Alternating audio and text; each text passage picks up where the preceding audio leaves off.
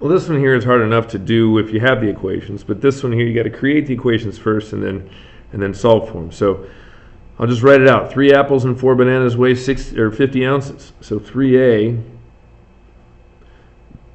plus 4B, conveniently enough, equals 50. And you might be saying, well, why the gap?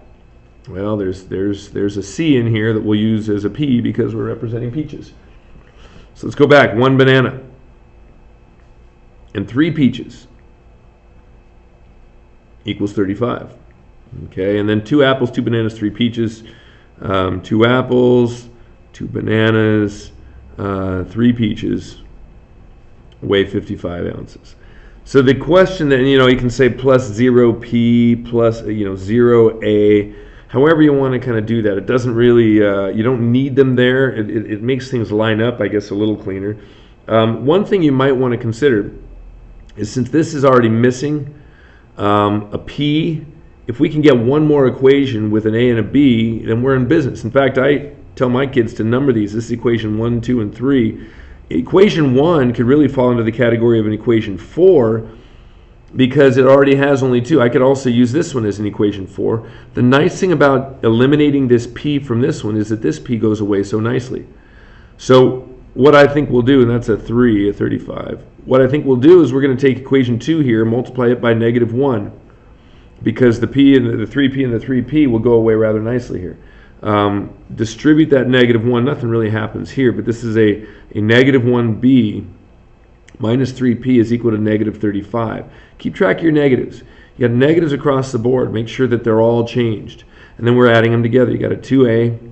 This becomes just a plus 1b. This goes away as we had hoped. This is a 20. Okay, so you put that together then with, equation 4, which I'm going to rewrite over here. This is 3a plus 4b equals 50. And I got equation 5 now, which is also just an a and a b. I got a 2a plus 1b, and that's equal to 20. So something I would maybe suggest doing here would be to multiply this. B might be easier to get rid of if I just multiply this by a -4. Okay, distribute that -4, and I get a -8a minus 4b. And the reason for the -4, by the way, is so I can cancel my b's. There's a -4b, it's going to cancel nicely with that. But this makes a -80. Make sure you distribute that negative to everything.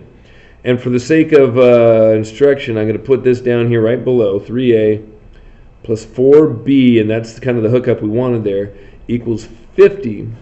Those go away as we had hoped. This is a 5a, and this down here, 80, technically 80 minus 50 is what you can do. By the way, that's a -5.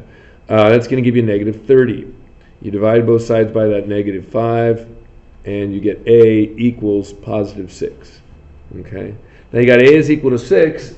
You plug that into another equation. Well, it could be either one of these two. And since you're looking for b, and this second equation right here already has b by itself, let's take that equation. Let's say 2 times, instead of a, I know a is 6 now.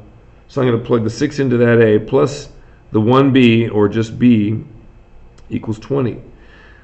So I'm going to subtract this is 12, subtract 12 from both sides, and I get a banana now that equals 8 ounces.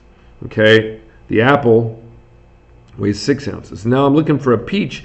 Best place to probably go would be way back here to equation 2, only has 2 variables. Okay, I know that the banana is 8 ounces, so I can plug that in right here and solve accordingly.